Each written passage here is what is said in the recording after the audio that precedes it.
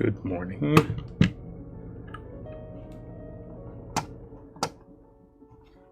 It's been a couple weeks since we did a mod stream, so I think everything is working correctly. But give me a moment.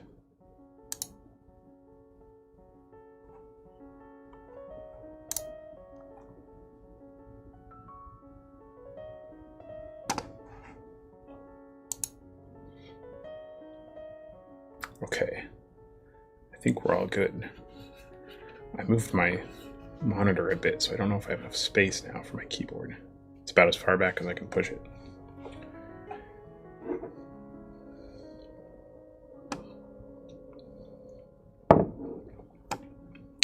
Okay. Let's get the chat popped out here. Keep an eye on you guys.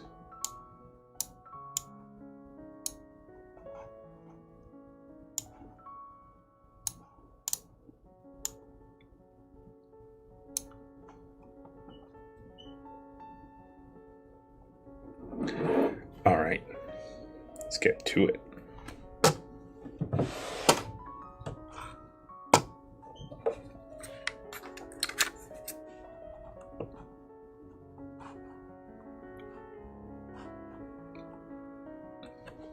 Okay.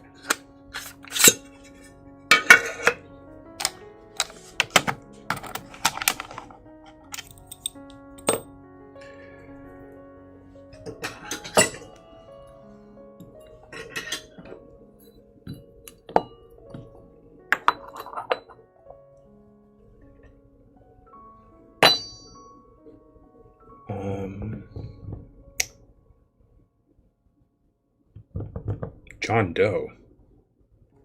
Is your name really John Doe? Hi Matt, to which modern cinema glass would you compare the Nikons?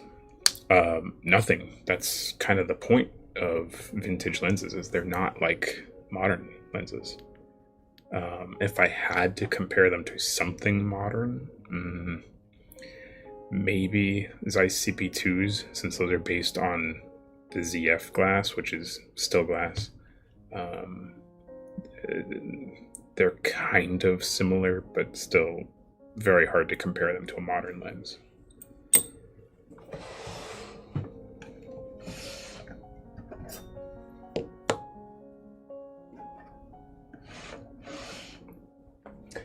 Okay, and the first one, we're starting with the 24.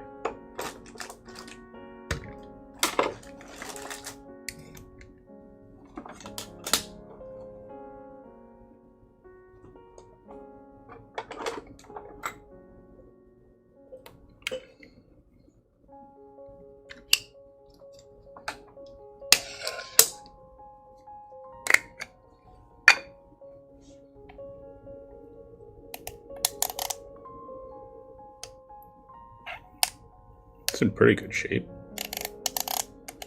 Iris lube is pretty much dried up, but that's not bad. Hello from London. What time is it in London? Alexa, what time is it in London right now? In London, it's 6:05 p.m. Oh, 6 p.m. Dinner time. Hey, Antonio, welcome back.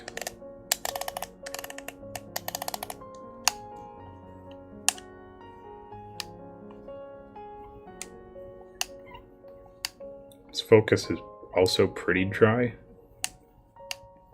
It's kind of squeaky. I don't know if that's...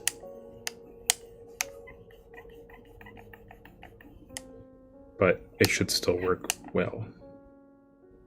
Glass is in excellent condition on this lens. Very little brassing on the mount, which is nice. The paint, even though these are made of anodized aluminum, Nikon opted for a paint finish, and usually that paint gets pretty beat up and worn out. But this is in pretty good shape. Very good shape, actually. The paint is in very good shape. Nice glossy finish, very few little scuffs. All original, not a repaint job. So this should come out very nice. Hey, Phil, long time no see. I think you're stateside these days.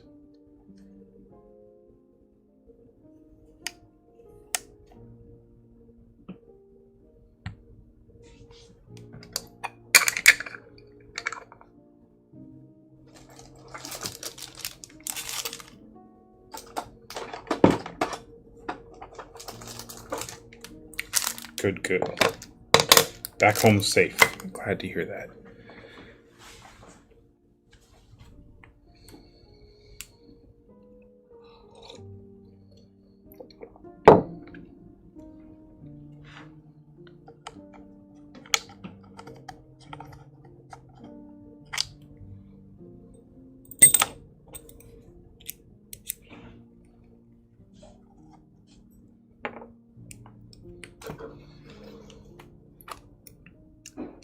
Okay, so this lens is getting full mod.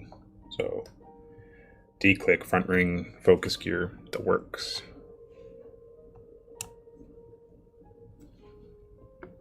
Still haven't changed. I still want to do something with this top-down camera. A different lens or different angle or something.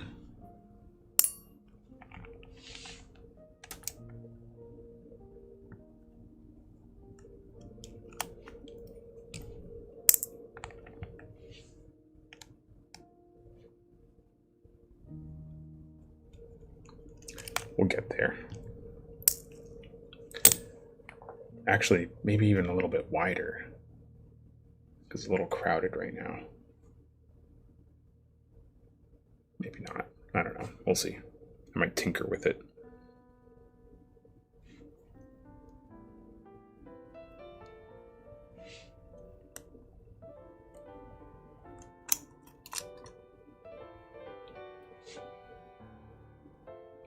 Okay.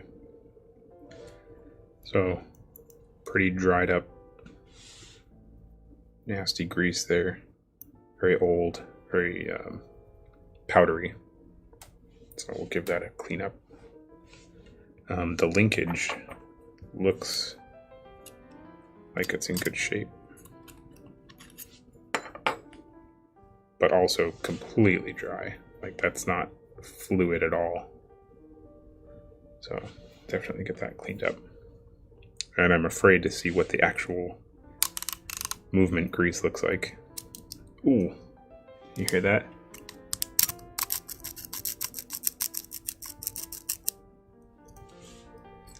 So, quick point of reference, this is exactly why oftentimes we have to quote jobs higher than what they seem. You know, if someone just wants something adjusted or declicked, but then we go to remove parts, more often than not it loosens up dirt and debris and grit that falls into places that it wasn't before. So if you just sort of remove parts of the lens to access something and then put them right back, it can easily make it feel worse than it was. So to combat that, more often than not, we have to quote higher to clean out grit and grime like that. Otherwise, it's just going to feel worse than it was before. So I can see all of the dirt here. There you go. It's pretty nasty.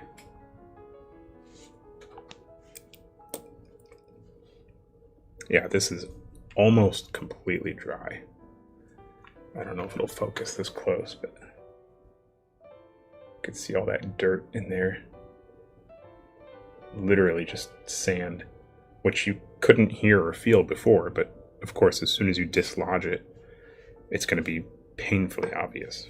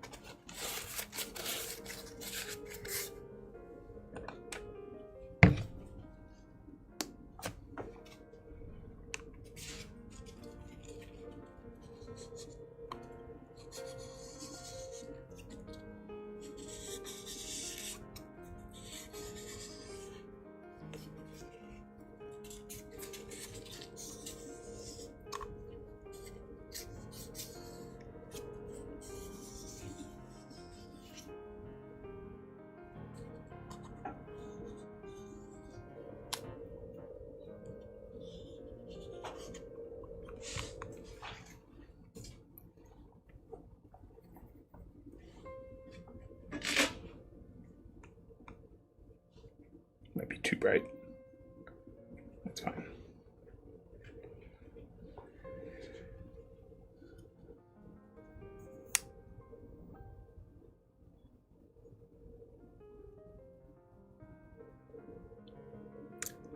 Most of the other components here look completely original. It's got the factory 3-bond for the screw heads on the focus guide keys.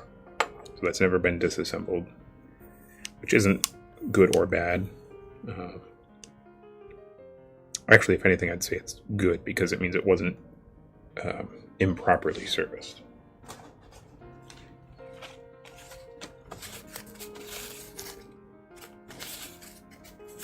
But it also means that it hasn't been serviced.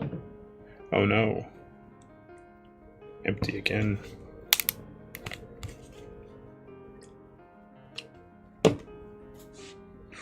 Ooh, it stings. I have a little cut on my finger. Getting acetone in there is not fun.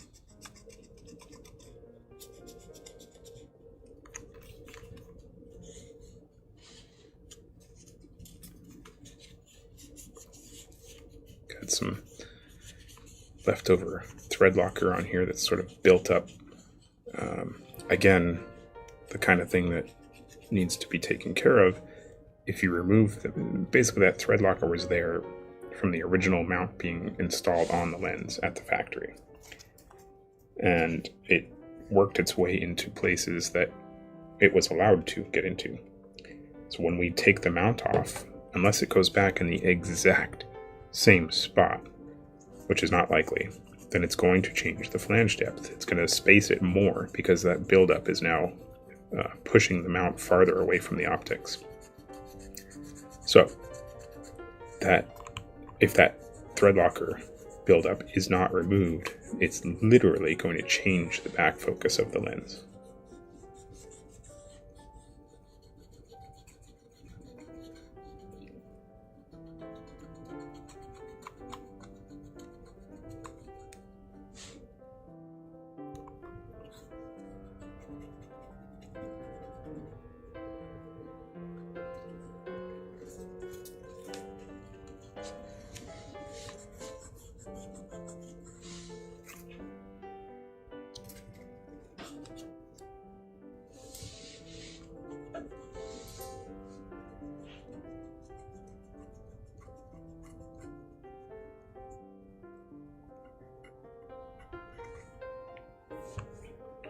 All right.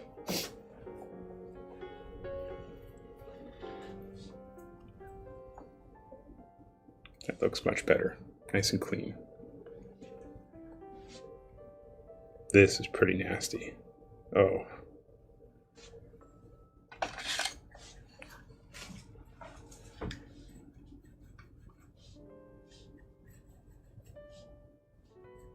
Okay, give it a little brush off the desk. I don't want any of this sand ending up on my bench.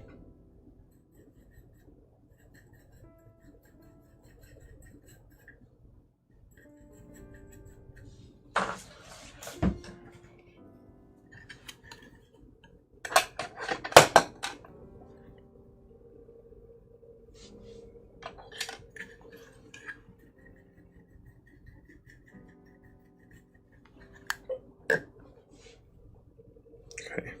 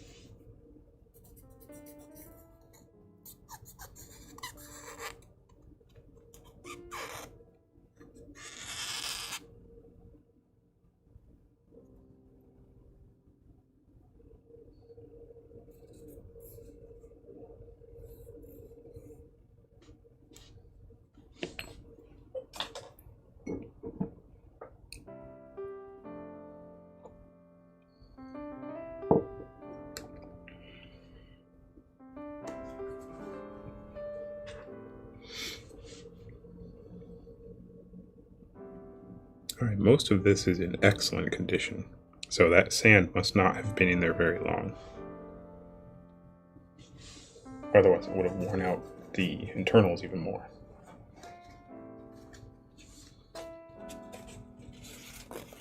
What is the most rare lens you've ever serviced? Probably the Kubrick lens. Just based on sheer stature, I guess, but as far as rarity goes, there's been some one-off lenses that we've serviced, but that's not uncommon in our industry since modifications are made to lenses all the time. Someone adds a unique wide-angle adapter to some vintage anamorphic or something and makes one of that focal length.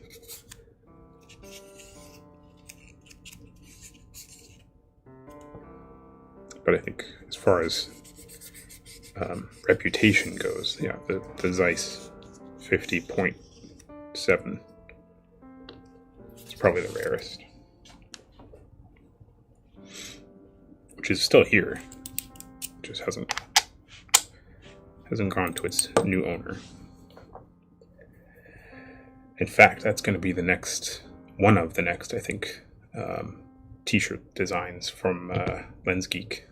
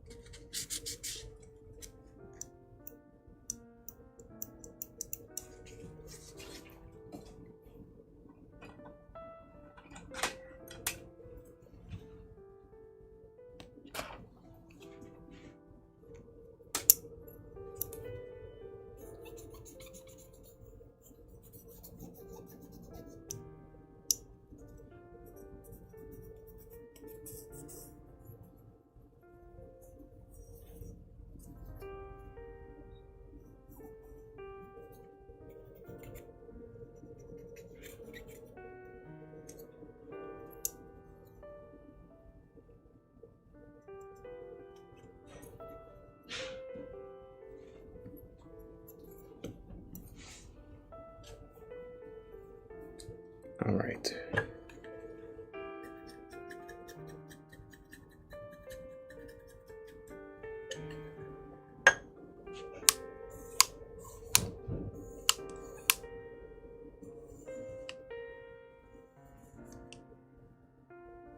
Get a little bit more of that old grease out.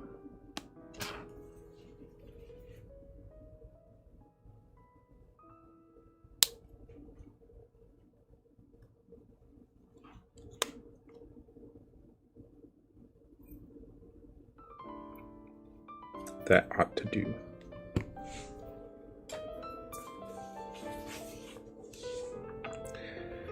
Okay, grease.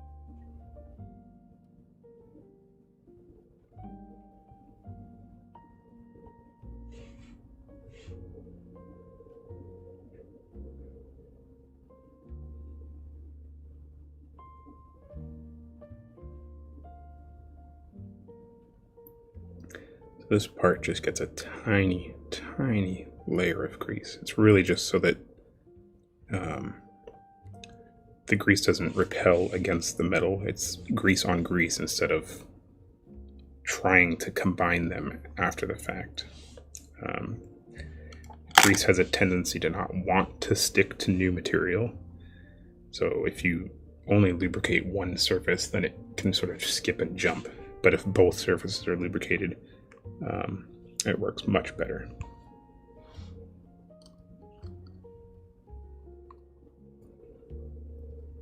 Oh, that's going to feel really nice. That's beautiful.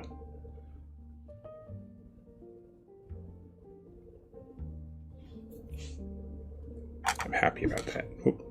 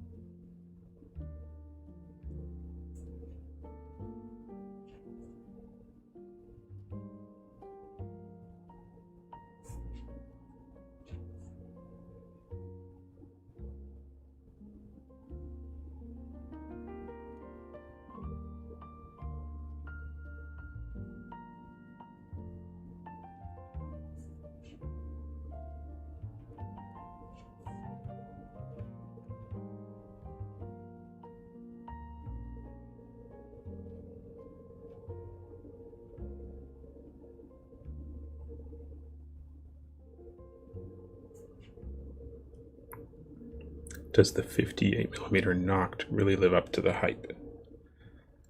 I assume you're referring to the Nikon Nikkor. I think that depends on whose hands it's in. You can give that lens to somebody that doesn't know how to utilize it, and it's not going to give any different results than any other 50-ish millimeter lens. But if the cinematographer or photographer knows what they're doing and can utilize the features of that lens, I'd say yes, it can definitely live up to the hype. It has the potential to live up to the hype.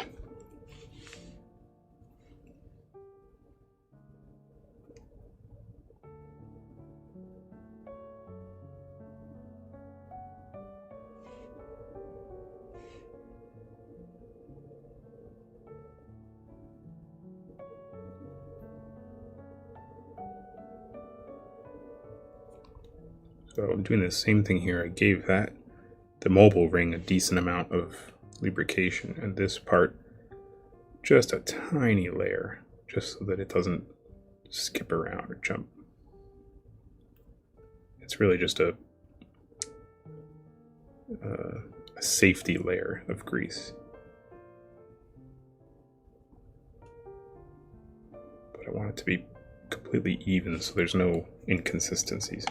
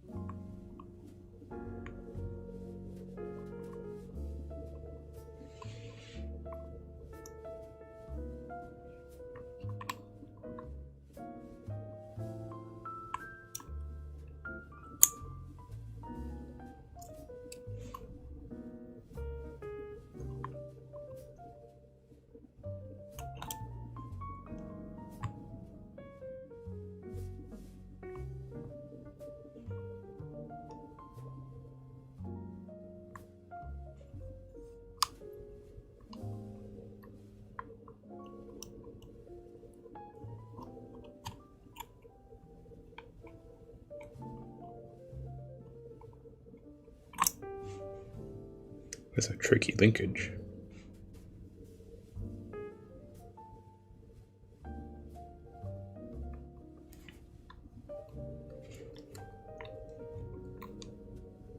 Oh, that's aligned. I don't want to mess with that. It's obviously been put there for a reason.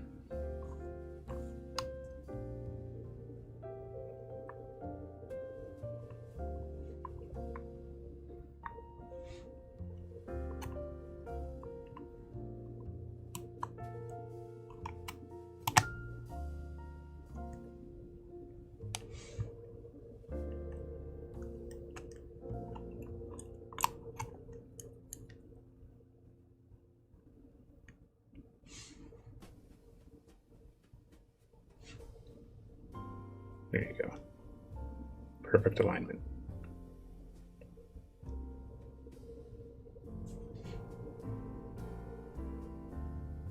Okay.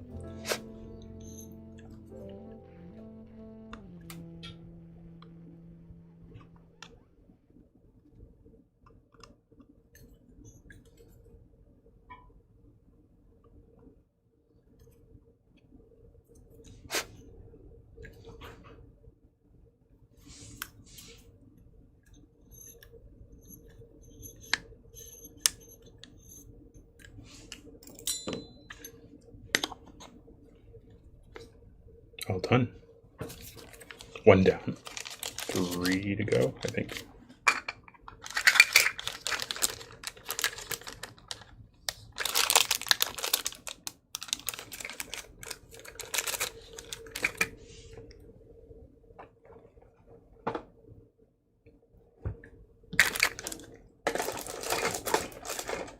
What's next? A 35.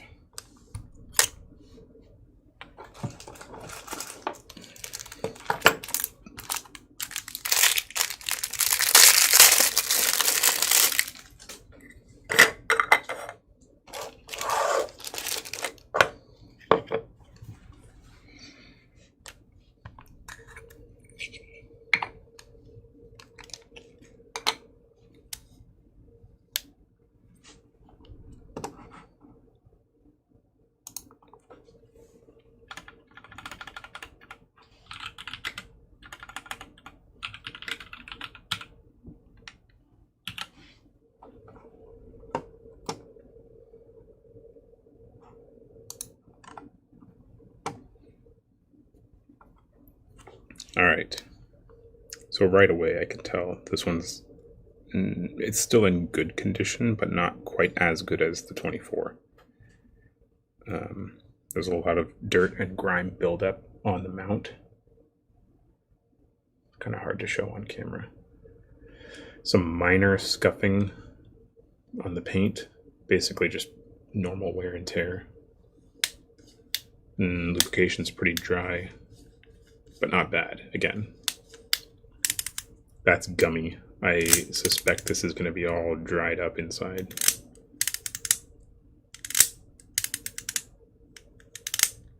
Hopefully, once we relubricate that, it's nice and consistent and smooth. Get this off of here.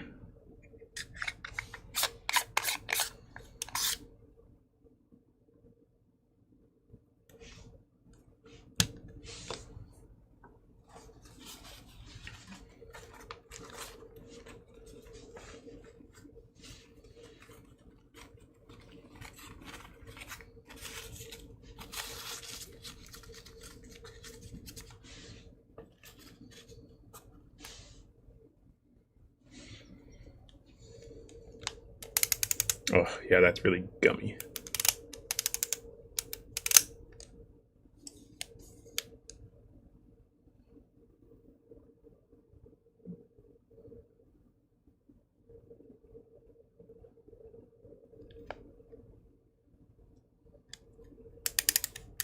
Glass is pretty clean though, so that's good. So a little bit of chipping on the edge paint here at the rear element. See that brass showing through. This element is what we call spun in. So basically the element's placed in this cell, in the brass cell, and they have a machine that sort of rolls the metal over the glass. So there's no easy way to separate that cell. you either have to cut it out or bend that little lip back, which is very, very difficult.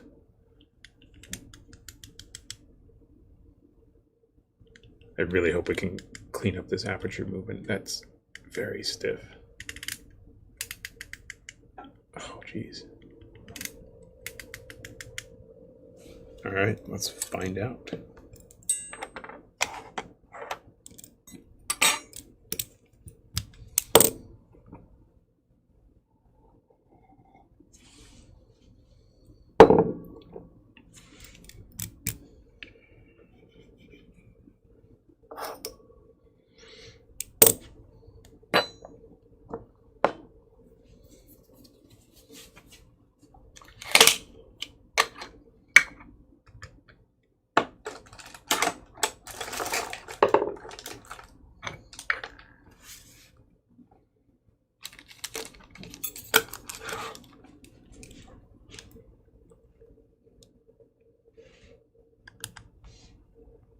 Ooh, nice and loose. That's convenient.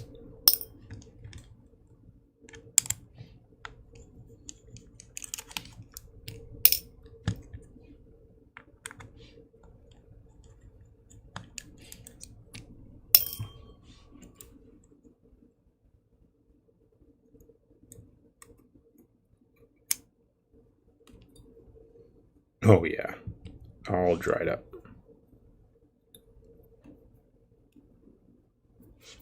Lost the music, didn't we? There's no way to get this to loop constantly.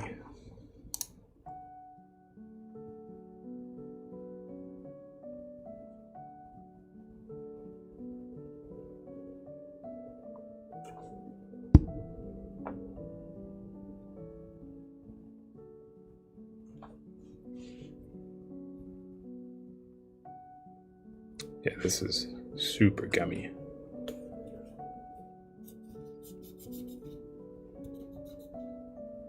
See, just black crud.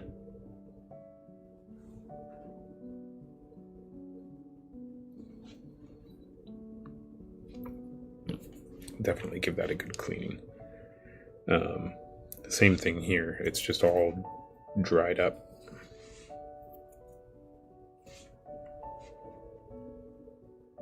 Oh, this is... okay. This is a little impact damage right there. It's minor. I hope that's not what's causing it to be sticky. You can see the little indent right there in the reflection. You see it right there.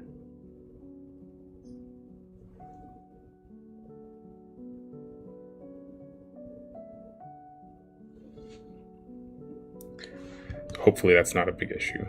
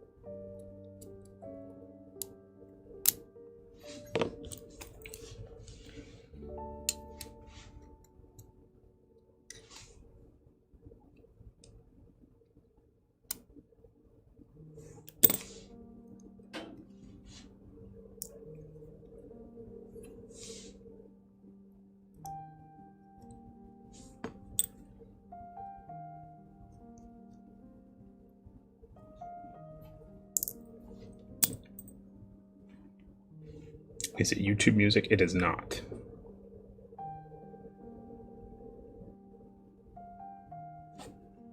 I pay for a licensed music service because it's the quality, I think, is much better than the YouTube stuff.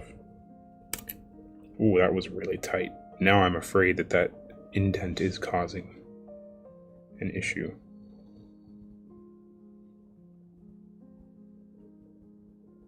Let's hope not.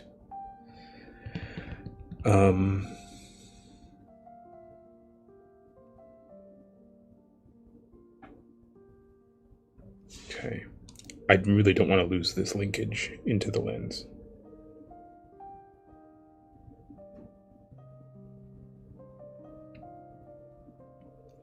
Just adds time.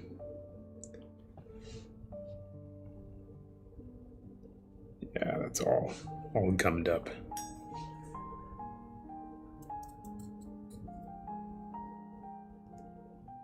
Nasty stuff. But that means it should clean up nicely.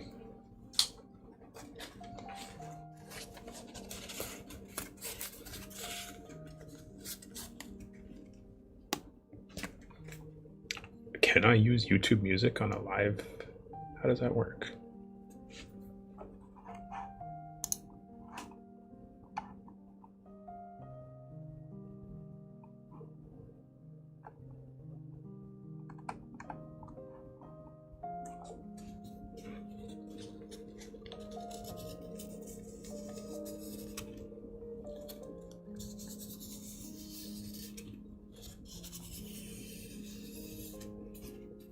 Oof. Just black. I mean, that's a good thing if the grease is like a molybdenum-based grease, but this is not. That's just dirt and grime. I did read that Zeiss Otis are comparable to Master Primes. Is this correct? Yes and no. Technically, Master Primes are faster, but they have a smaller image circle. There's not much out there that will compete with the Otis in sheer image quality. But you have to consider usability and mechanical features, optomechanical features. Like the focus rotation, focus breathing, constant volume, all sorts of little things. But if you're just talking about image quality, then yes, the Otis are going to be as good, if not even slightly better than Master Primes in sheer image quality.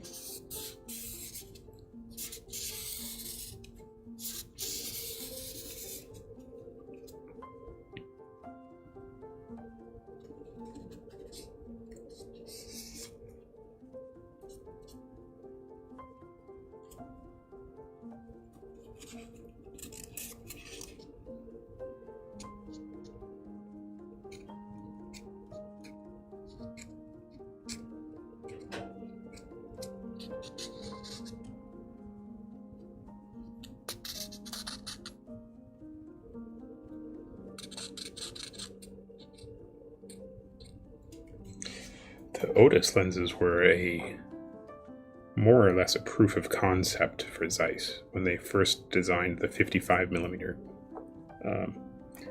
They didn't really intend on making more focal lengths or selling a bunch of them, or even profiting. It was really just a project for Zeiss to say, look how good we can make a lens.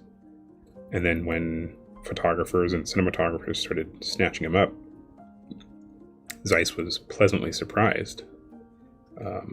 But as far as I recall, when that project first started, they never intended on that product line being a success, or profitable success.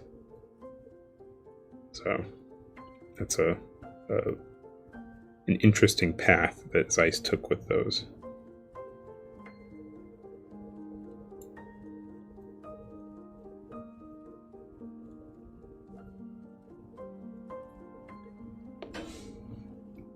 Probably not super appreciated by Arri, since at the time the Arri Master Primes made by Zeiss were sort of the king of optical quality.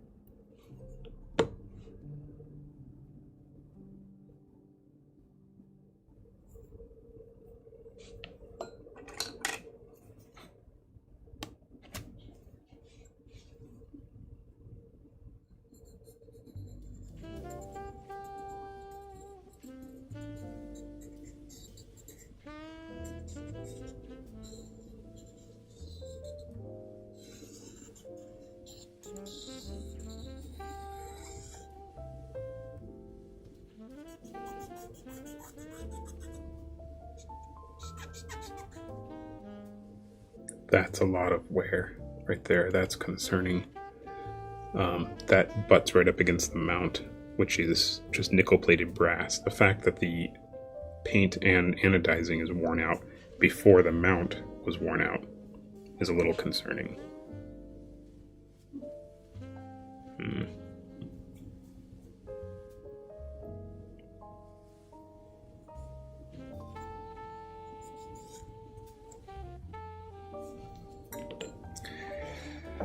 My hopes are dwindling for this to feel good as new.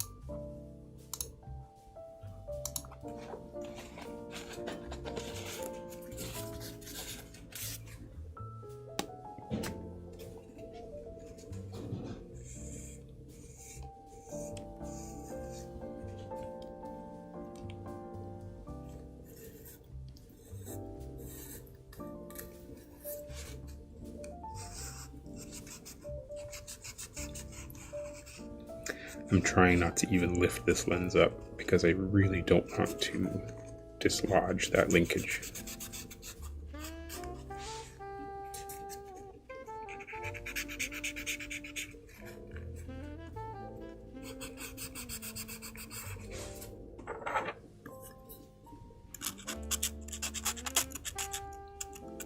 Somebody spilled something in here, or splashed or something.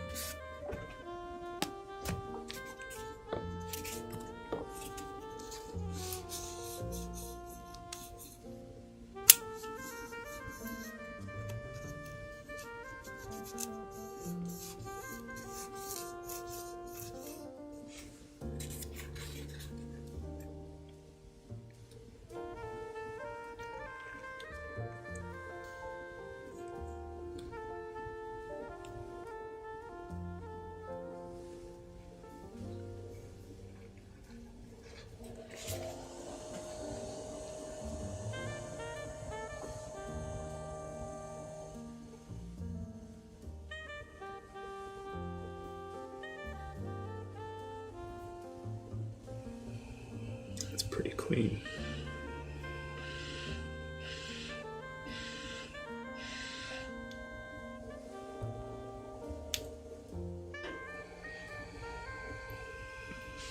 Oh, thank you, Mr. Gomez. Which lens would you choose for Area Allura 18 to 80 versus Ingenue 17 to 80 for TV commercial work and corporate on an Area Mini. The Ingenue 17 to 80 is a fantastic lens, but it won't cover proper Super 35, whereas the Allura will. I'd also say that the Allura will have slightly better image quality. The Ingenue is going to have a little bit more distortion, a little bit more aberration. The Allura is it's a Fujinon design, so it's going to be typical Fujinon image quality. Pretty clean, pretty accurate, whereas the Ingenue will be a little bit more artistic, a little bit more, dare I say, dramatic. So I would say that it really depends on which flavor you're looking for. Clean and accurate, which usually is what corporate is based on. But for TV commercial stuff, you might benefit from the Ingenue if you want something with a bit more character.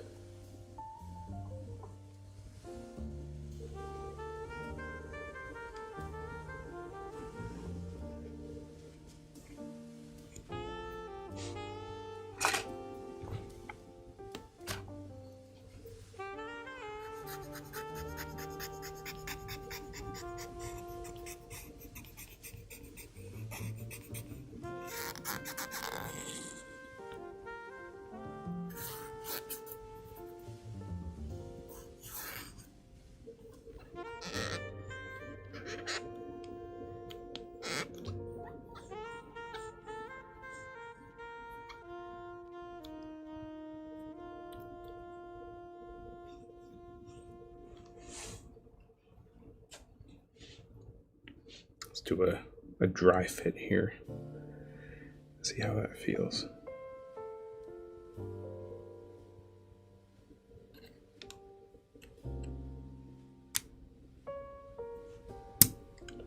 See, that's still really tight. That dent might actually be the cause of that stiffness.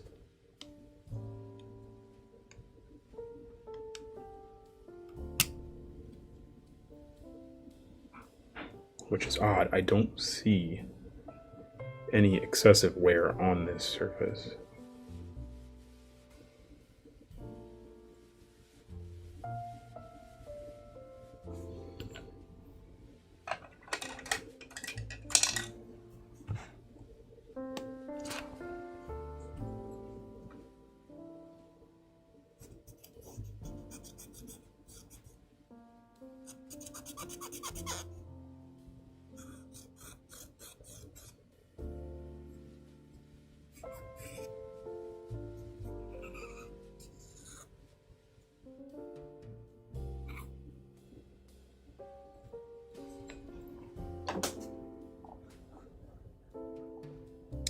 The AI to EF mount is not for sale. We have to send the lenses to you? ? I have searched your website, didn't find. Currently it is not for sale.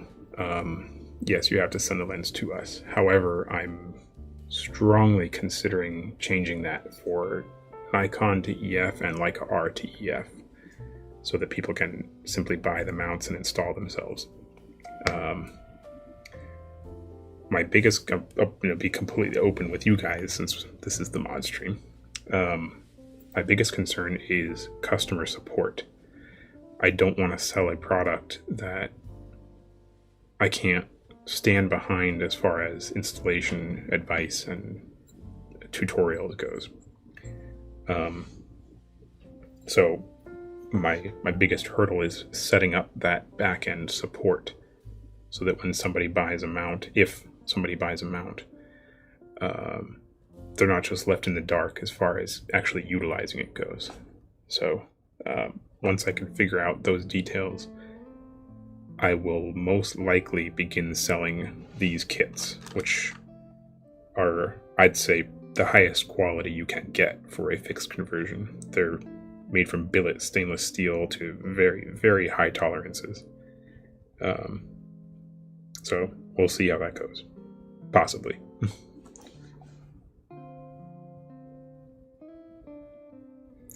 So this is my issue right now. I do not know what is causing the stiffness.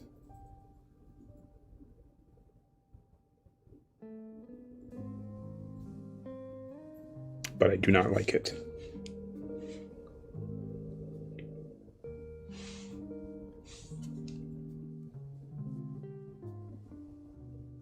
I might just have to polish this surface here to give it a better feel, which I would not do right now because I'm not going to take you guys into the machine shop. That's my camera setup is not mobile, sadly. It's definitely that surface though.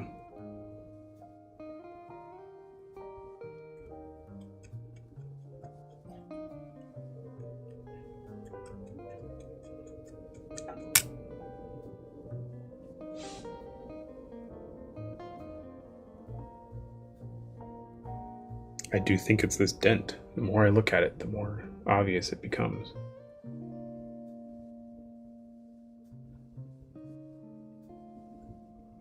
Which means in theory I could just polish that section.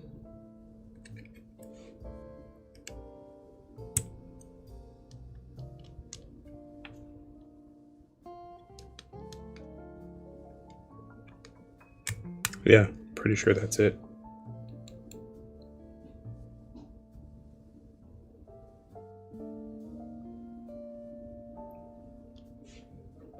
Well, I might just set this one aside. I would not be happy sending that back to the customer feeling that tight. Which is kind of a bummer. I thought it was just old lubrication, but it's definitely something mechanical. And I hate charging people more for stuff, so it's going to be a freebie, I'm sure.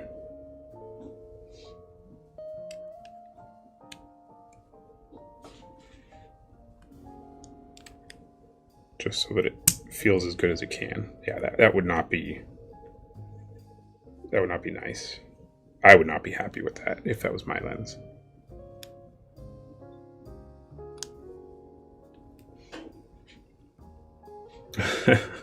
Another one for Mr. Gomez. Ingenue 1780 versus EZ1 and EZ2. Are the Ingenue EZ lens true T2? Seems very small aperture travel, T2 to T2.8. They are proper T2, I will say that. The comparison between those two, though, is a little more stark. The EZs are going to have more spherical aberration, more chromatic aberration, a little bit more fall off in the corners, the edges. They're not... it's a difficult thing to compare because the EZs are not what I would consider true Ingenue lenses. They're not Optimos. They're not even made by Ingenue. They're made in Japan, which is not a secret. I'm not revealing anything. But personally, if I was going to be choosing between those two, if I knew I was sticking strictly with Super 35, I would probably go with the 17 to 80. It's a fantastic range. It's a solid zoom lens. It's going to last forever. If I knew that there was a possibility I would upgrade to full frame or VistaVision, I would go with the EZs and make sure I get the full kit that has the interchangeable rears. So you have either a fast Super 35 zoom or still a reasonable speed. I think it becomes T2.9 or T3 full frame zoom, which is pretty handy. And between those two, you have a nice solid zoom range. But I think you could probably find a 17 to 80 pretty cheap these days. Those, in the last 5 years or so, they've lost a lot of value.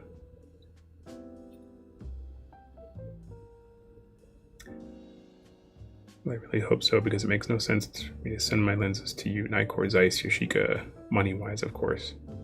Yeah, we get that a lot. It's difficult for people to justify sending something internationally. We do still get tons from all over the world, but I completely get that it doesn't make sense, especially now FedEx has skyrocketed their international shipping rates.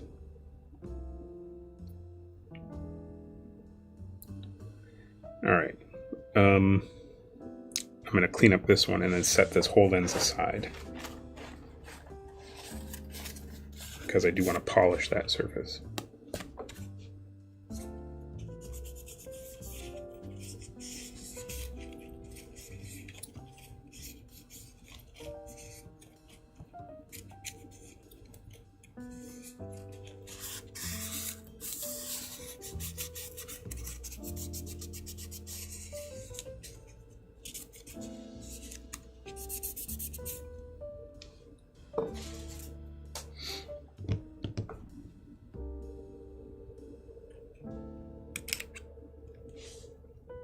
Actually, it's a pretty quick one. I might just run back there and do it.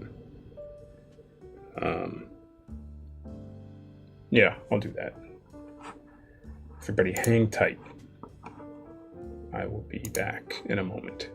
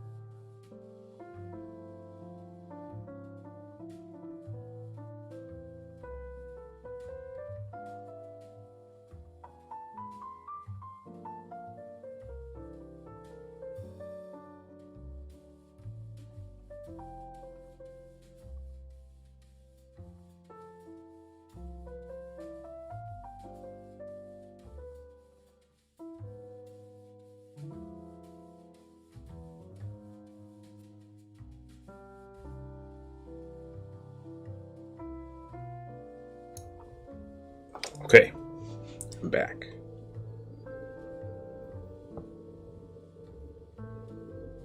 gave it a quick little polish. I don't have super high hopes that this worked. I think it might need a quick skim on the lathe.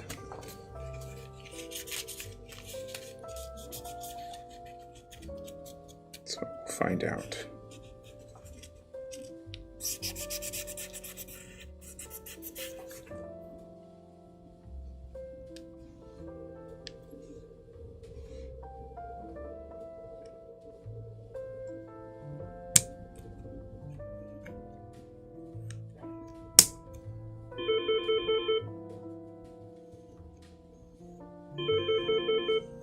Better.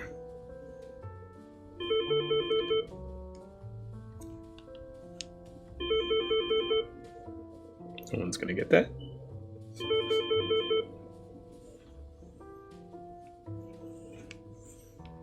Technically, we're not open.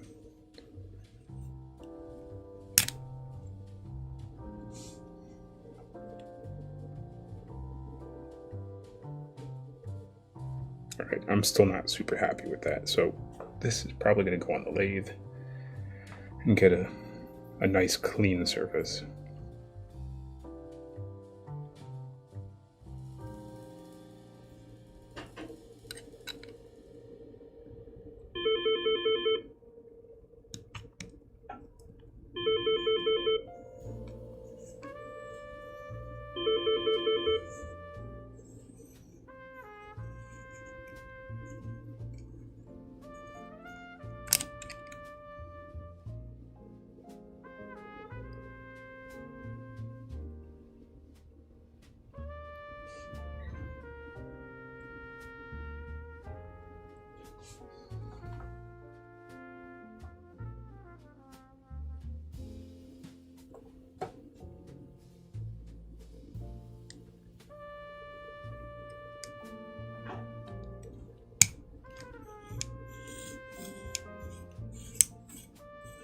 It's definitely better, but not where I want it.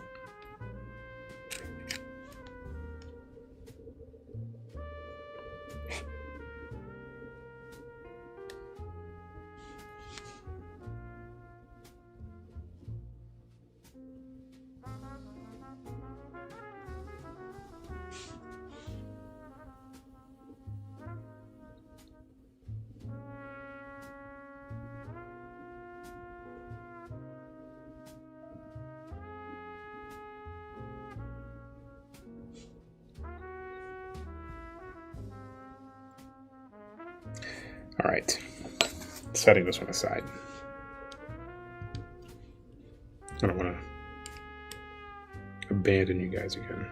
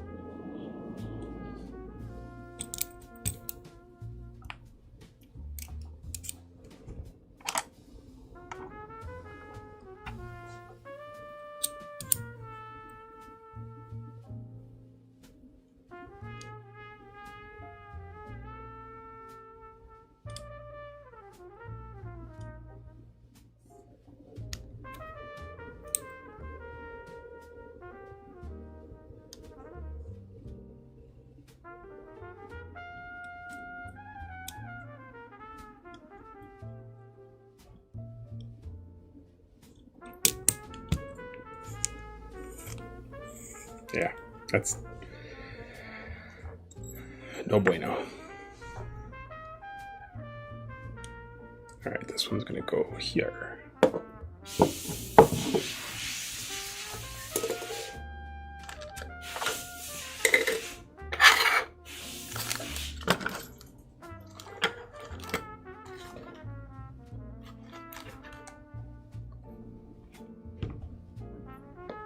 Okay.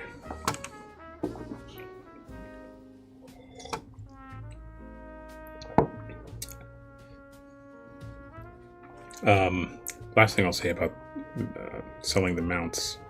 I don't know if you're still there. I don't know how to pronounce your name either. Yawara. If we do open up sales of those mounts, it'll definitely be announced via email or social. So if you want to be kept in the loop, oh, good, you're there. Either sign up for the newsletter, duclos.tv/sign up, or make sure you follow our social. Well, if we do decide to sell them, it'll definitely be announced there. Okay, so the next one I think is this Fast 50. Is that what I'm doing? Oh, that's the 85. What are your thoughts on the Vespid lenses? How do they compare to other primes? That's an interesting topic. I did a video, oh geez, probably 4 or 5 weeks ago at this point. So when you have time, it's kind of a long video, but when you have time, go back in our YouTube channel and find that. And it'll go over a bunch of different primes and my thoughts on the Vespid lenses. But in summary, they are a fantastic value. They're, if you have reasonable expectations, they're not going to perform better than higher priced lenses. But for the price, you get a lot for your money. Hey Marcin, welcome back. I have been well. I've been MIA from the streams, mostly spending time with my daughters over the holidays. My family, not just my daughters, my wife as well. But I've very much enjoyed some free time with them.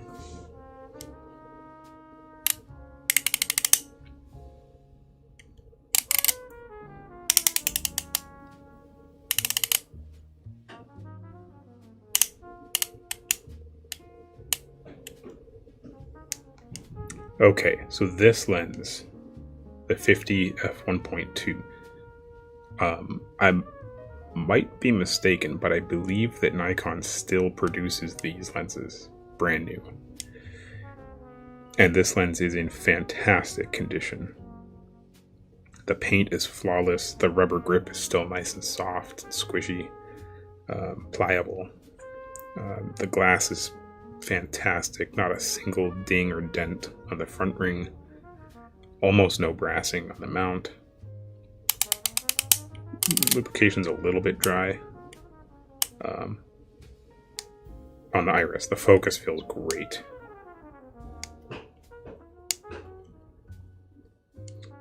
No dings on this rear housing, which you usually see because it sticks out. No chips on the paint, I should say, on the edge paint. Yeah, this lens is in very, very good condition.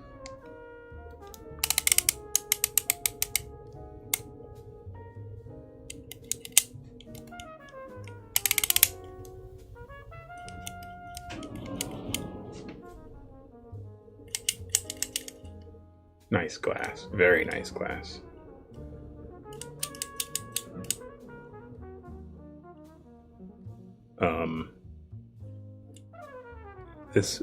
Most of these Nikkors have a slightly irregular shape to the iris. It's not perfect. It's hard to tell when it's wide like that. You know, that's wide open. There's probably 1.4. There's 2, 2.8, 4, 5, 6, 8, and then usually around 11, right there, it'll start to be a little irregular. See, it's not a perfect octagon or hexagon. How many blades are in here? Octagon-ish. Not octagon. There's more than 8 blades here. 1, 2, 3, 4, 5, 6, 7, 8, 9. I think 10. 1, 2, 3, 4, 5, 6, 7, 8, 9 blades. What is a 9-sided shape? Alexa, what's a 9-sided shape? Triangular prisms and non-agons have 9 sides. I couldn't even hear her. The air is... someone's blasting air. You see it better from the rear there. It's just sort of irregular. It's not symmetrical. Doesn't mean it's bad or that's not tuned right. It's just how these lenses are. And it will change depending on, if you shake it around a little bit. It's just the way they are. All right, diving in.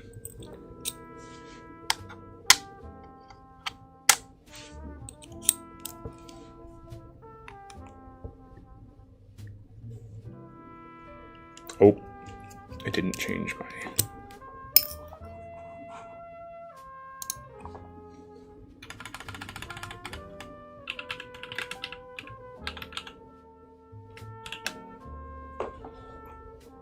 There we go.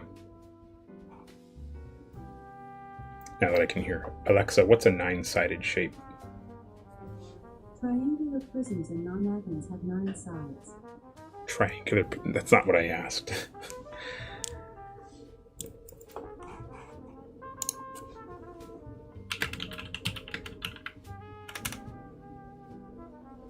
A nanogon. A nonagon.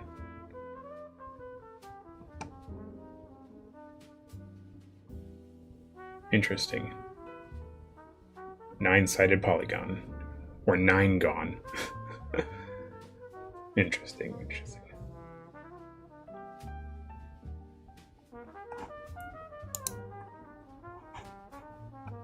So you learned something new today.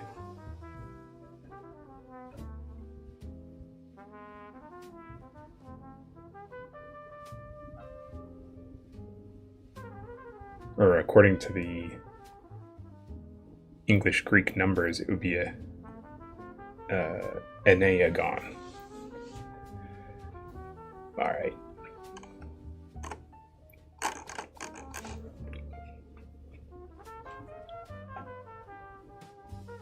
I bet you didn't know there's a name for a 10 million sided polygon. I'm not even going to attempt to pronounce it though, sorry.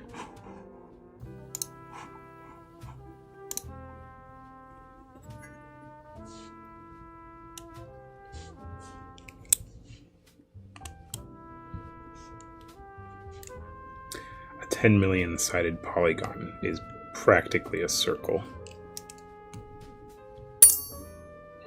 The wrong. In fact, I still have one from the other lens.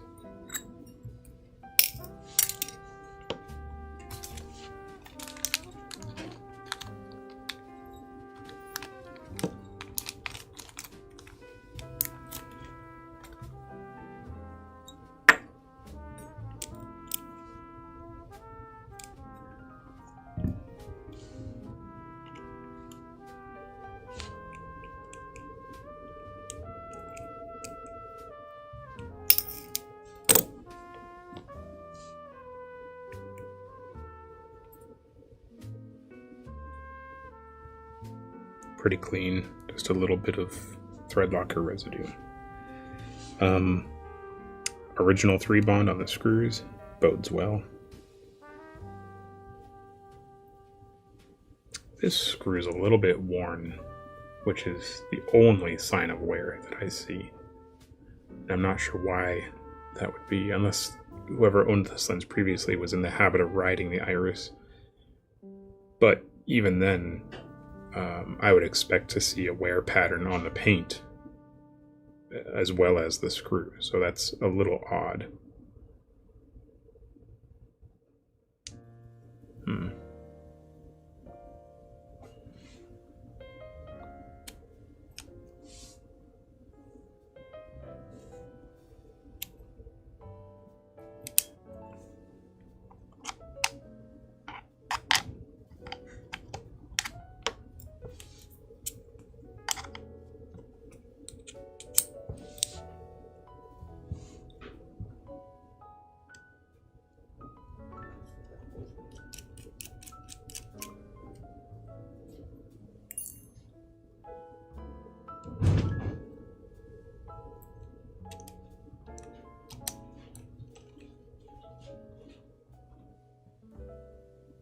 surprised it's not raining. It's supposed to be a downpour here in LA.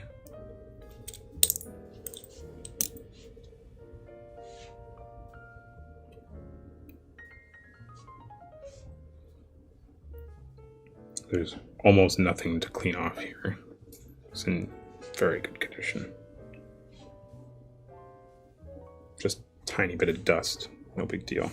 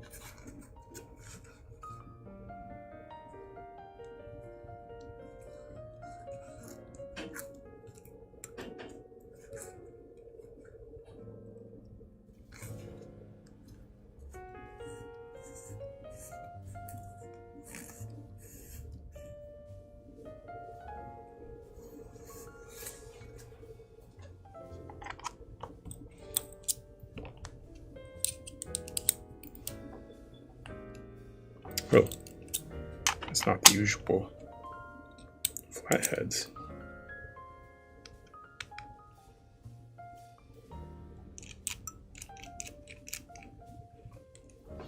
This is a very aggressive bend on this click mechanism, which is, I think, why the indents are worn pretty heavily, even though the lens is in pretty good shape otherwise. Usually it's not sticking out that far, but that's pretty aggressive.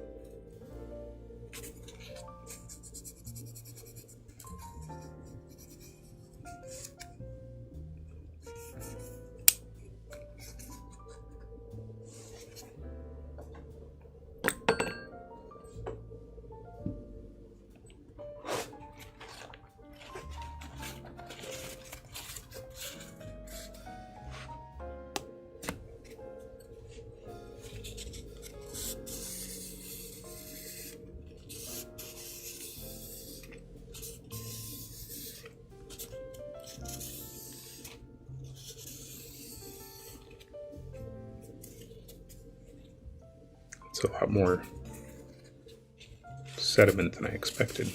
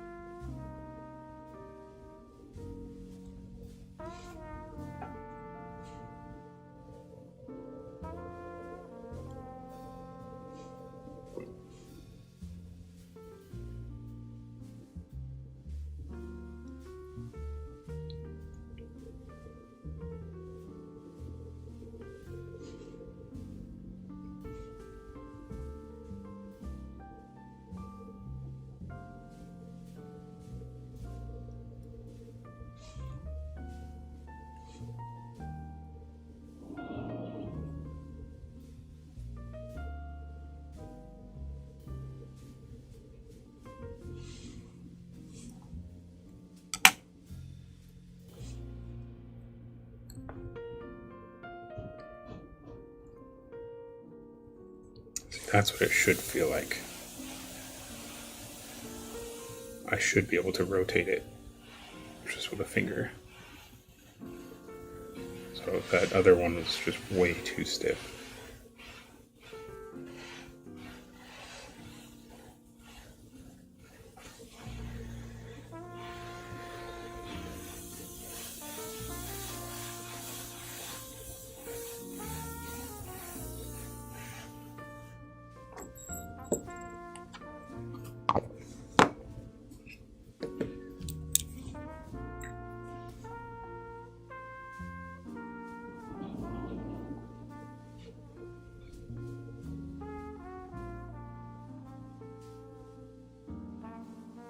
Oh, this is going to be a challenge.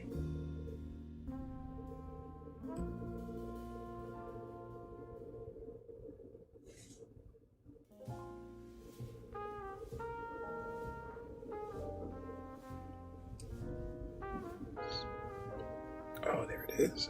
Got it.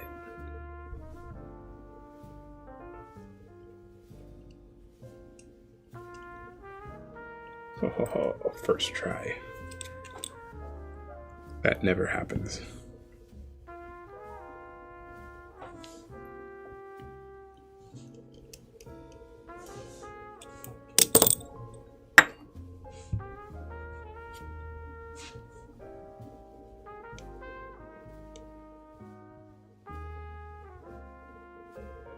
You can still see that irregular shape in the iris.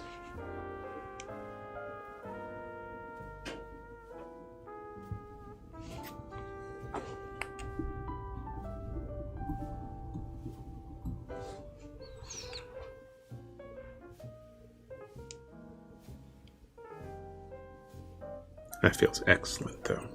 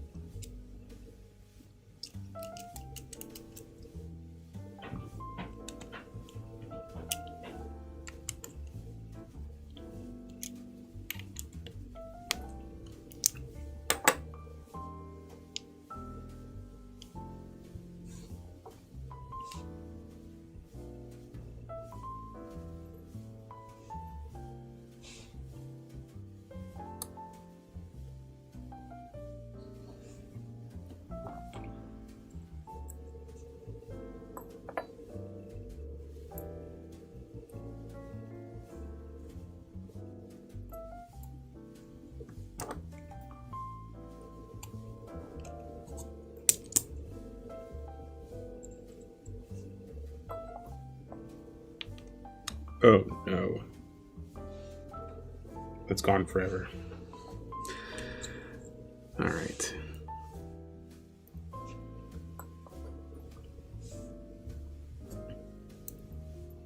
It happens.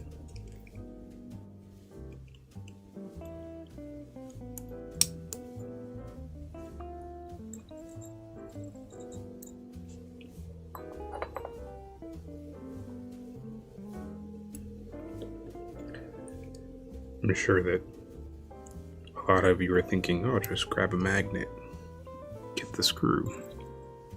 But these are stainless steel, and they are not magnetic.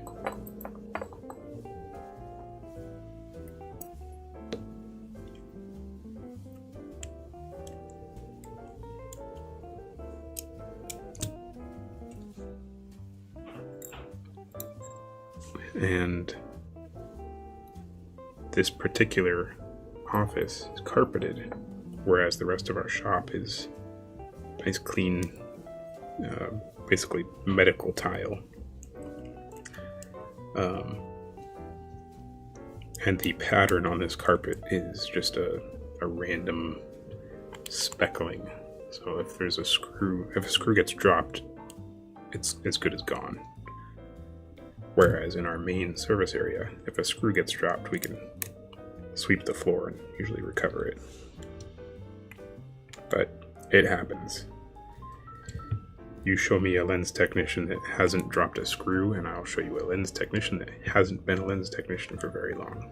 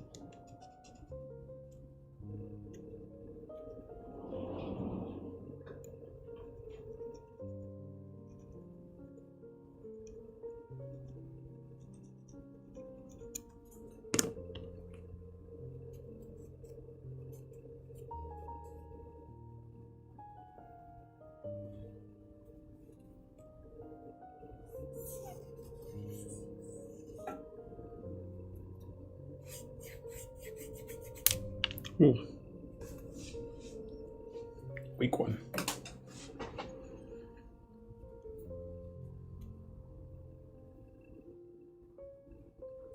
All right, everything here feels great.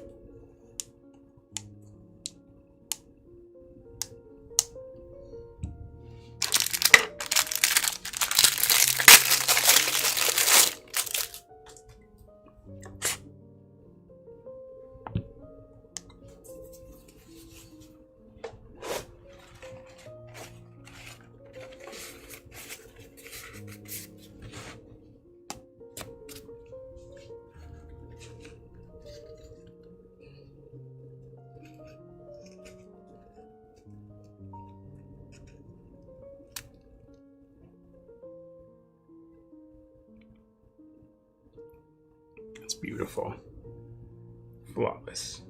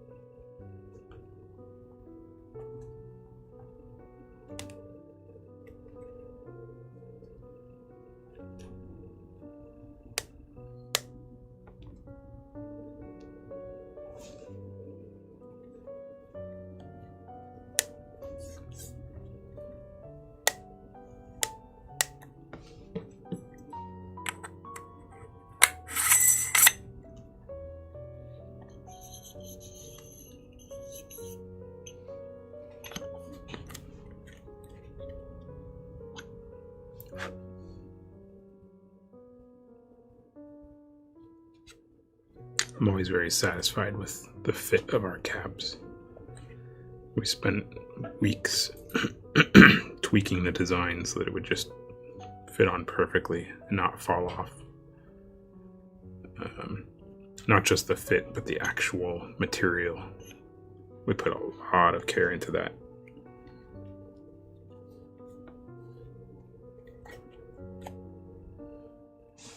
Okay, that one is done.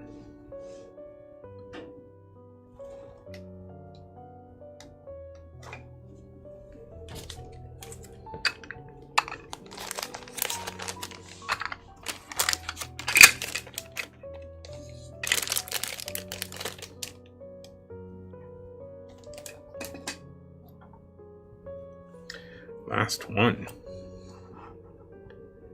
85.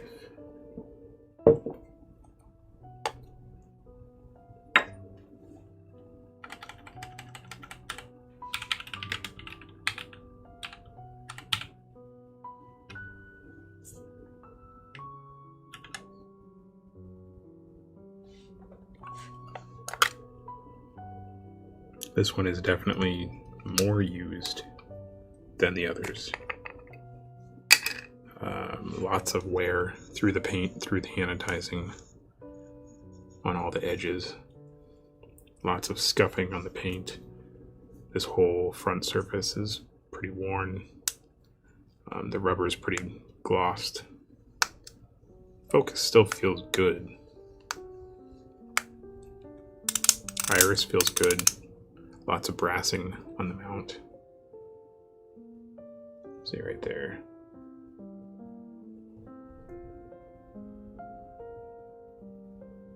So mechanically it's in good shape. It's just cosmetic little things. But most importantly, the glass is in fantastic condition. Not a single scratch on there. Front or rear. Very nice.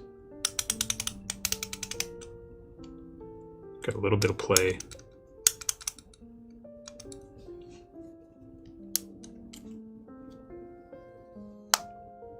Focus is a little bit heavy, but that's kind of inevitable with this lens because the glass is so much, right? The focus movement is pushing so much glass back and forth. It has to be a little bit heavy.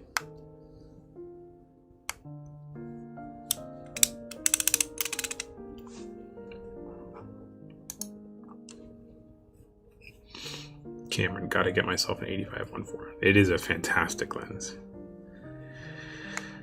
Especially for large format cinematography. it really is a ideal portrait lens.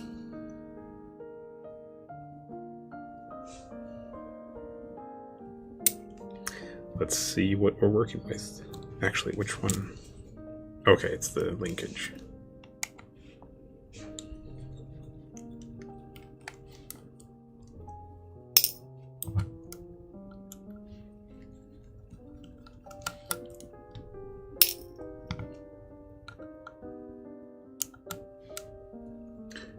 People ask me all the time where to find these lenses used, and I usually recommend keh.com because they have a solid. I'm not affiliated. I don't have any relationship with them. It's just a pure recommendation as a user myself.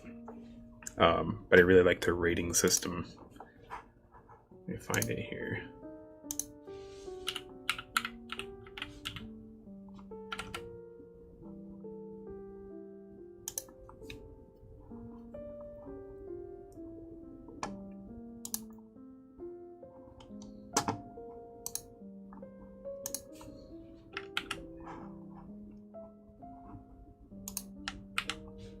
Basically, they review or they rate every lens on a variety of factors, and they stand behind that rating. So let me get a good example. These are all relatively okay. Here's a oh no, that's an L lens.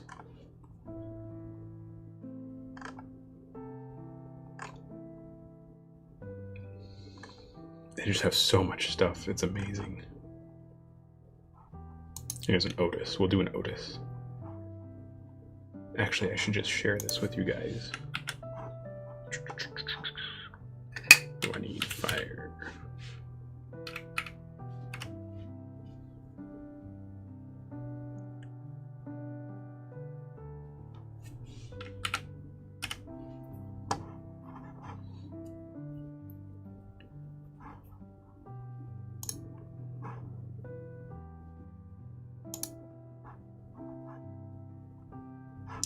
Okay, so here's the reason.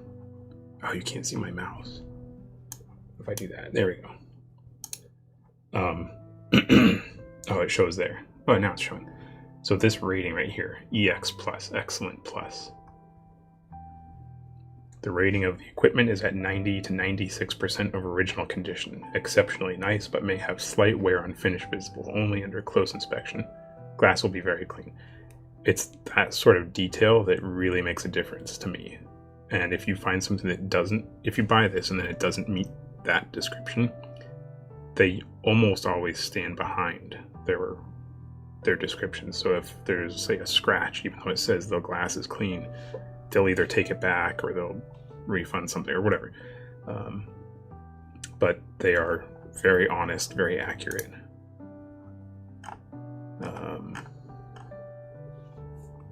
So I really like their system. Let's go to lenses.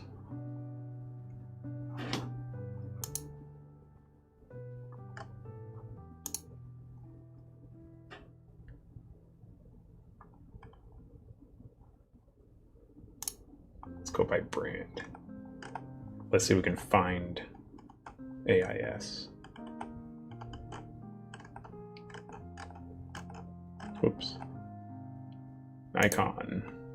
It's interesting that they don't list Nikkor, just Nikon.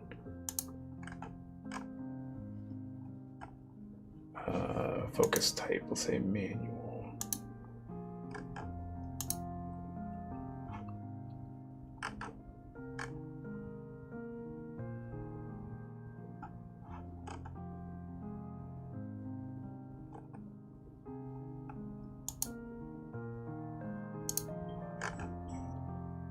I'm sure that I could just search AIS. Here we go.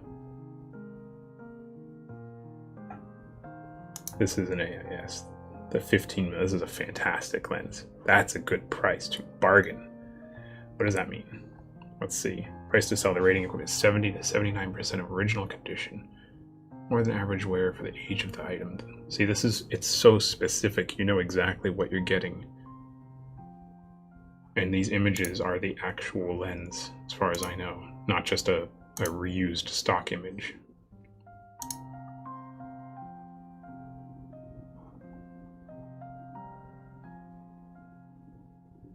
Oh, I take it back.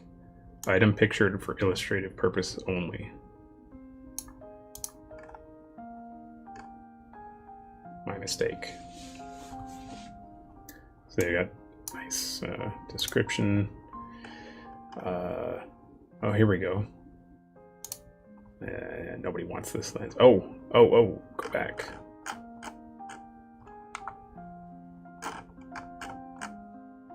Oh man, where did it go? Here we go, 85. Who was just asked? Cameron.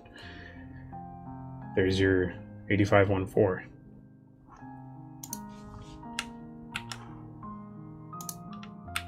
$446, not a bad price. Again, listed as bargain, so it's not going to be in perfect condition.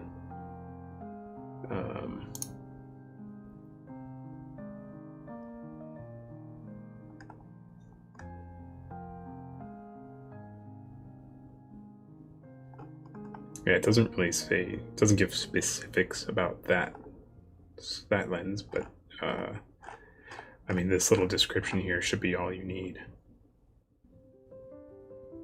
More than average wear for the age. So it's probably going to be similar in condition to the one that I have here on my bench. Like I said, it's wear and tear all over the lens, but the glass is in good shape. Yeah, may have dents, dings, or finish loss. Glass may have marks or blemishes, but should not affect picture quality.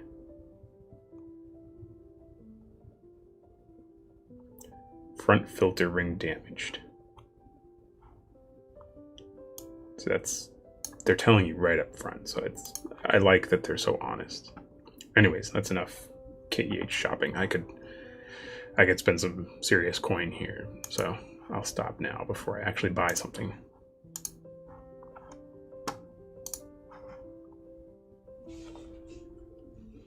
Anyways, back to the lens.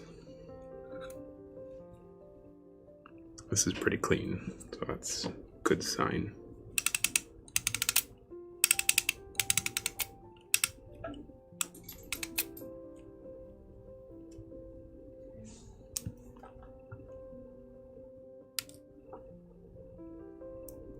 Ooh, that's really tight.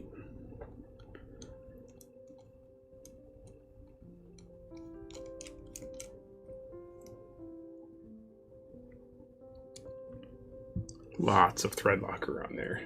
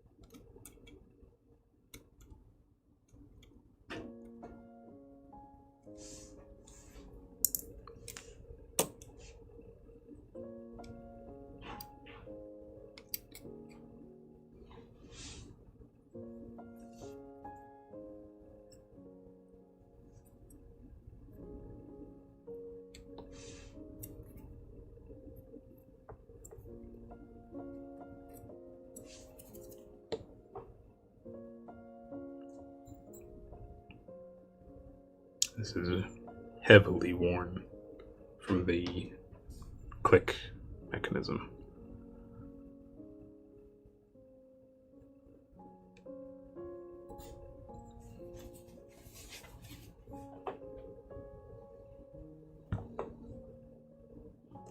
Okay.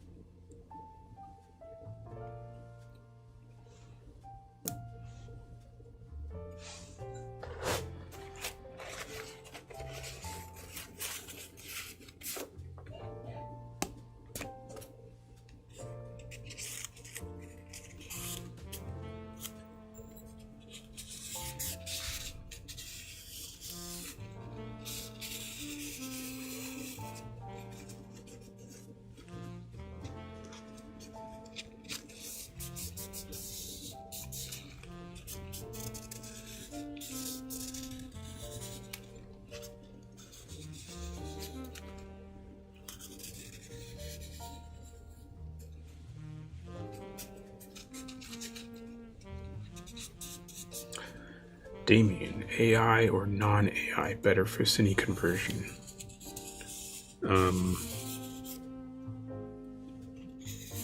pre-AI lenses can be challenging because some of them on this ring right here, it sticks up too tall.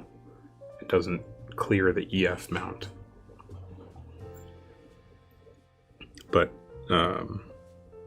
generally we see the AI-S lenses most often.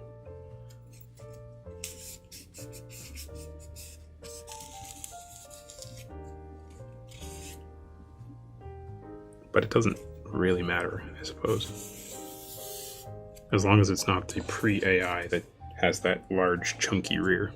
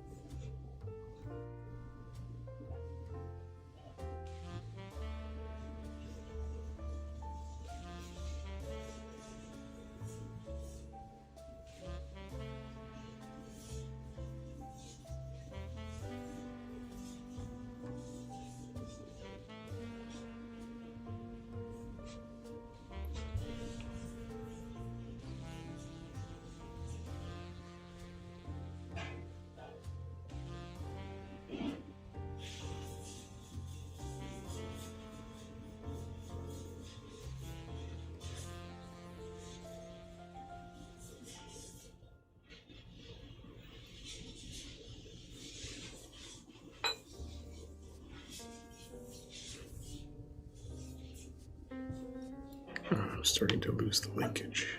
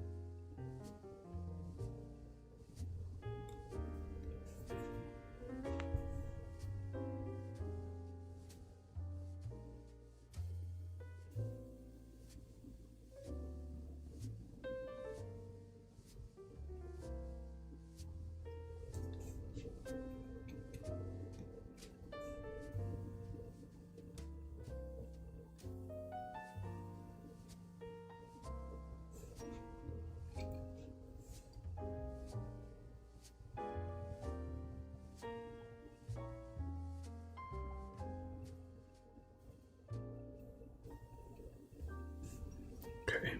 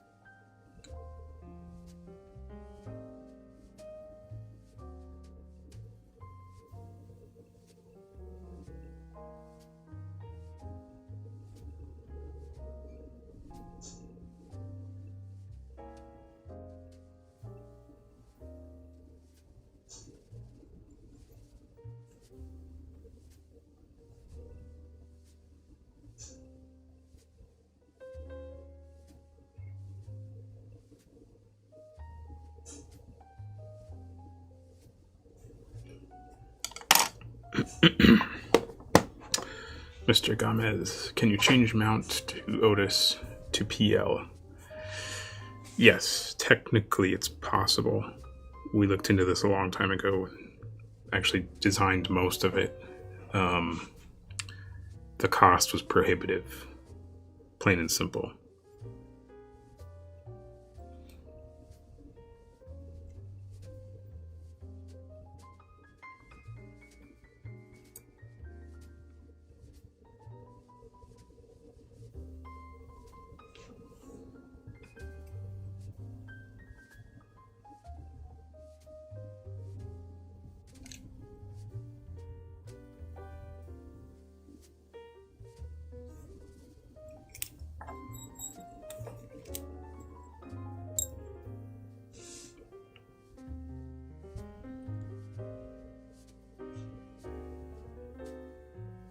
Can I get 2 lenses on the first try in a row?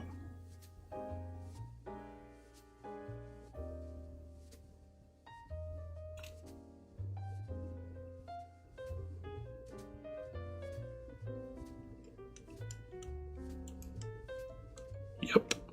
Wow. Today's a good day.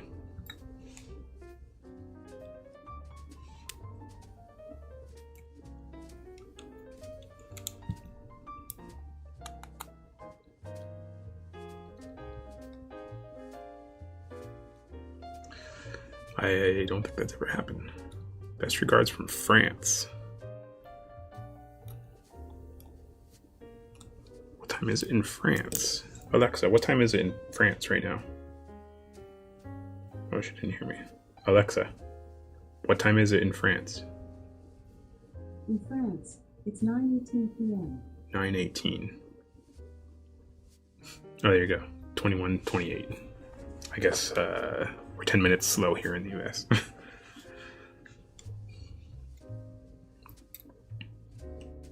Oh, this feels excellent. Other than that little bump at the very end, which is kind of inevitable. Normally the click detents would have a very tiny treble past the last click. But when you remove the clicks, you can kind of feel where the end is. Makes an additional springy sound. That should actually be taken up by this linkage stop right here. So we shouldn't hear that once it's all back together.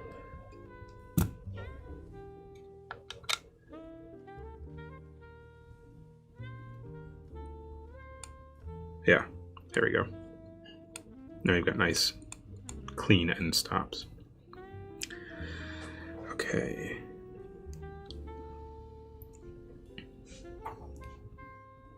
I'm going to take 2 of these back.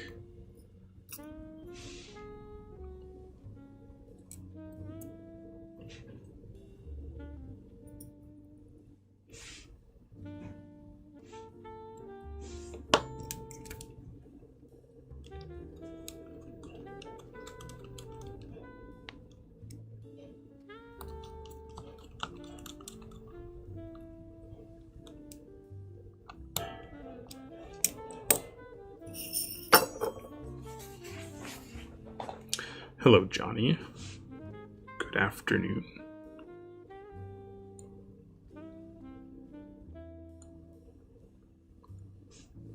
All right, that feels very good.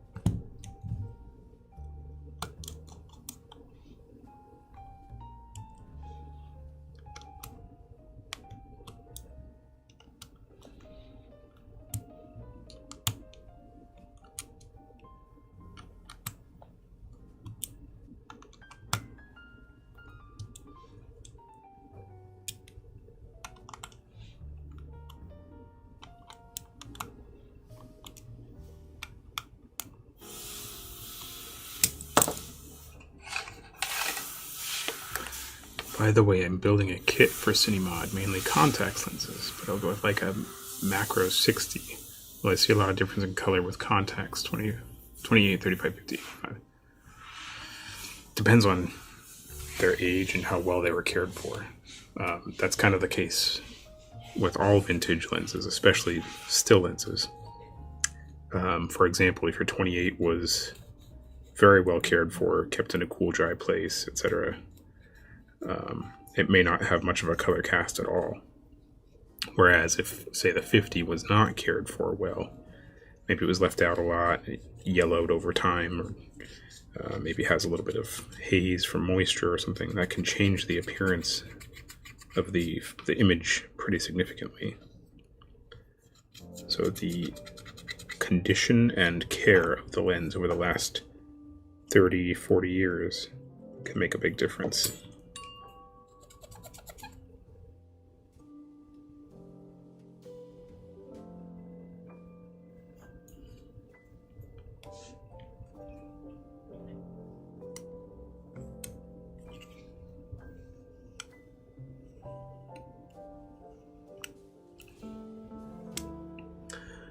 I love the ultra wide angle lenses like the Laowa 12mm, but what about the Canoptic 9.8? Would it work on larger sensors, and was it worth the price?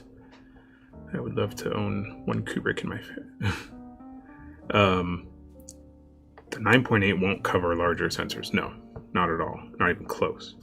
The Canoptic is it's a unique lens, but as far as technical ability, it's not going to come even close to modern day wide angles. I would say that people that own that lens and shoot with that lens are doing so for the character of that lens. Nobody's using it for the quality. First stream in so long, and I know I've been spending a lot of time with my family, especially over the holidays, and LA basically went back on lockdown, or at least they were supposed to. There's so many loopholes in the lockdown order. Nobody really went on lockdown, but yeah, especially around the holidays, I've been playing a lot of Minecraft with my daughters, which is pretty awesome.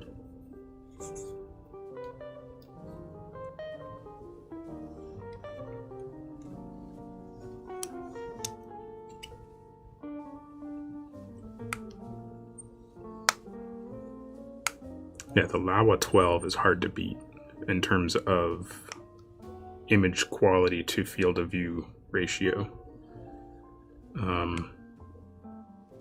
I would say the only lens that comes to mind easily that performs better and still covers full frame would be the Sigma 14, which is a technical achievement in my mind. That lens is phenomenal for what it is. For Super 35 format, the Tokina 11-20 is also very, very nice. I just noticed this. I didn't see it before, but this lens has been serviced or disassembled and reassembled because I can see. It's gonna be so hard to show on camera, I think. Right there. See that speck right in the center? Right at the tip of my shadow? I don't think it's gonna focus any closer. No. Well, that's what we call Newton's rings. And it's really the result of two pieces of glass just barely touching.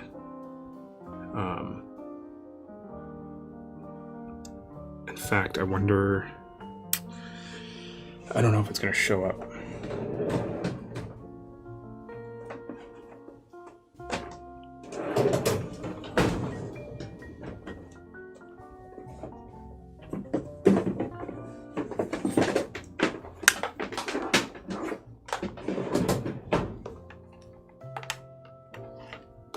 Let's try this.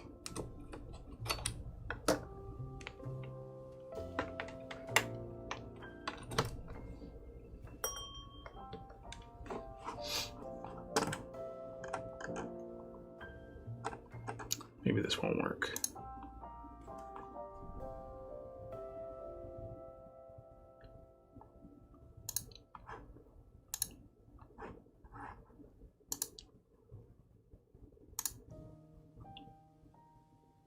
There we go.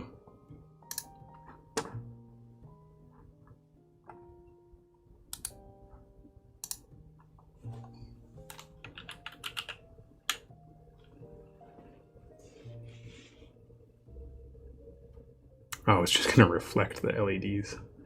That's not helpful.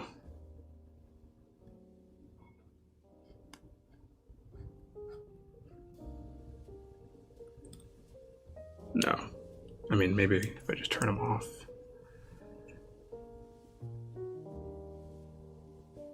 No, it's not going to work.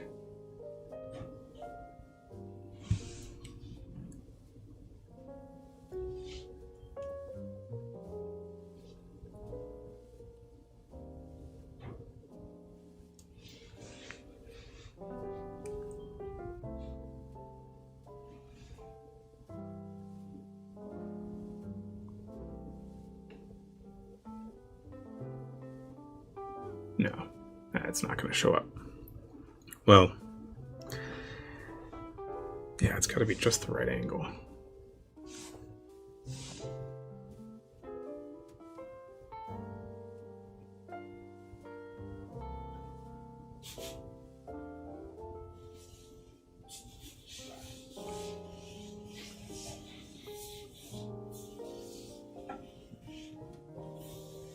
Oh well.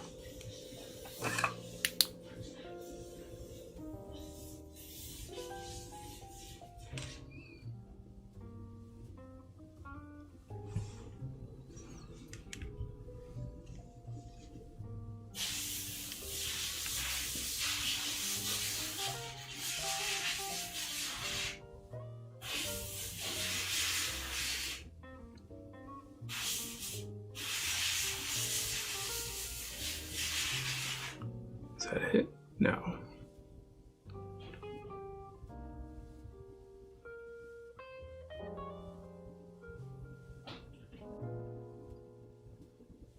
I've never tried to photograph Newton's rings before. Or at least not with a microscope. Oh well. It's an interesting view.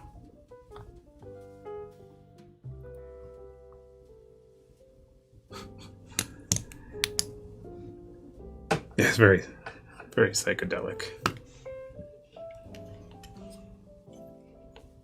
But this is always an interesting view. Get to see stuff super close up.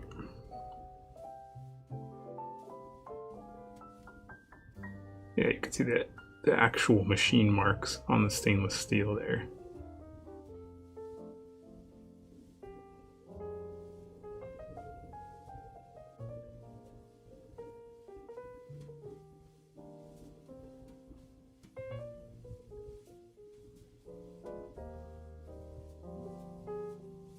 Anyway, that's enough of that.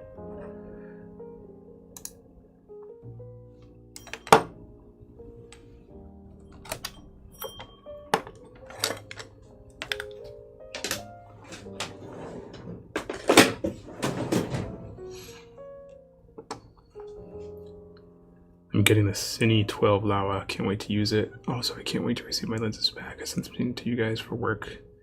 Because I'm shooting my short film with them. Oh, nice.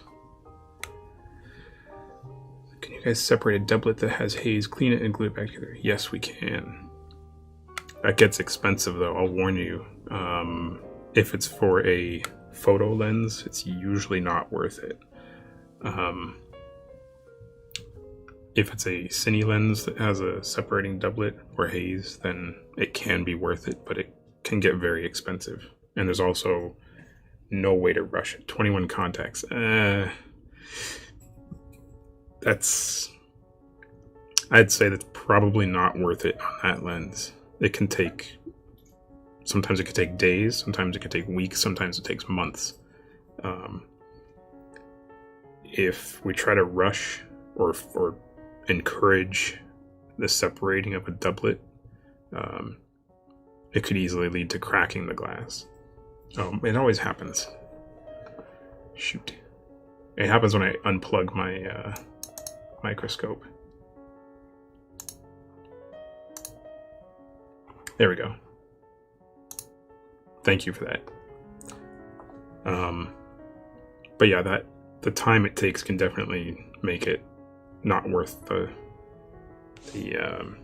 make the juice not worth the squeeze. Do you soak a doublet in acetone? No. I mean, acetone would probably work, but we have special chemicals specifically for dissolving either Canadian balsam or if it's an actual UV cement. Depends on the lens. But yeah, the solvent that we use will definitely depend on what the doublet is cemented with or bonded with. That said, yeah, it's for a lens like a Zeiss Contax, it's usually not worth it. It's usually only worth it for like a vintage cinema lens where there's no replacement alternatives, like a Kowa or some kind of scope lens, or even, I don't know, what else is common? K35s sometimes, even then it's not always worth it. Yeah.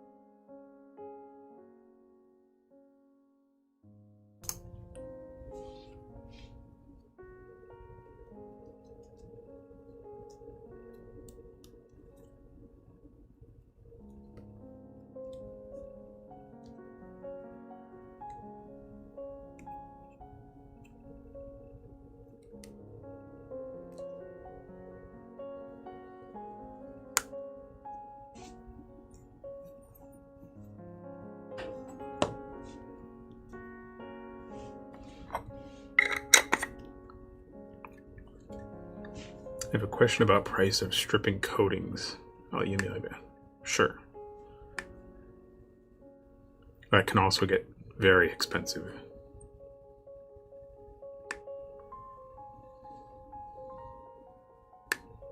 Red cinema cameras or Arri? Is that a question, Johnny?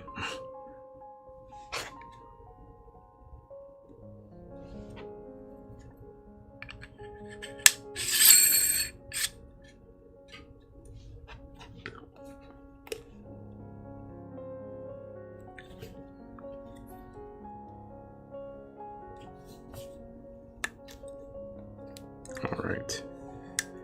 This one is done. The iris doesn't feel perfect, but it's definitely better than that 35. Yes, which one do you prefer, or which is better? I couldn't possibly tell you which is better.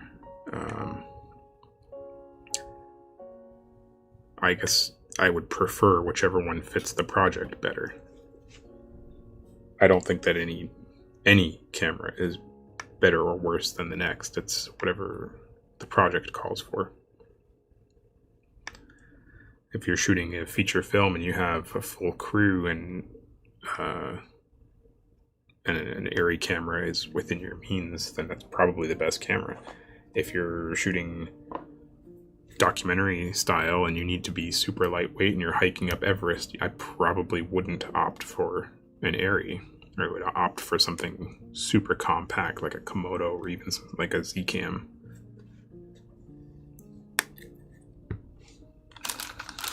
So I would say horses for courses, which is the same logic I apply to lenses. I don't think that any lens is better or worse without knowing the conditions or what the situation calls for.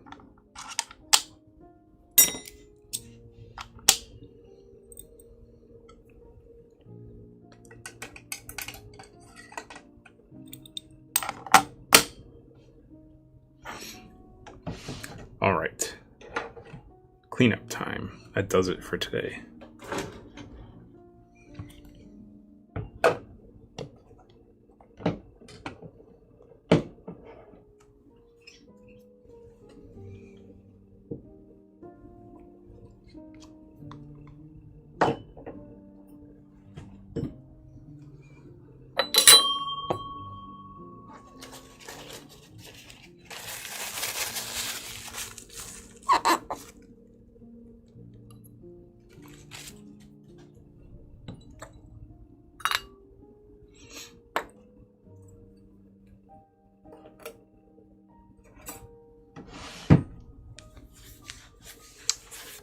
And you as well, Johnny. Thank you.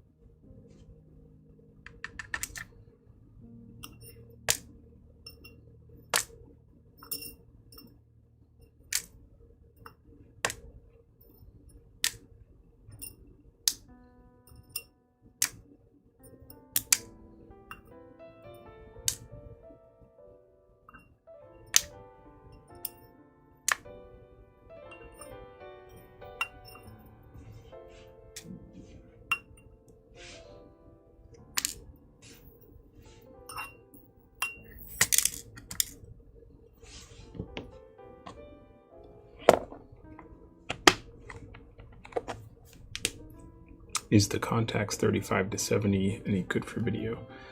It's not bad. I don't personally prefer it for motion work. If I'm not mistaken, that's the one that telescopes in and out. It's really tricky to work with for mods and practically on set. But as far as zooms go, I suppose there are definitely worse options.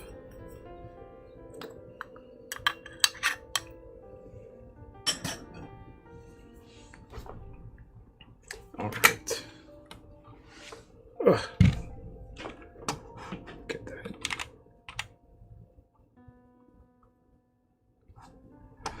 All right. Thank you guys all.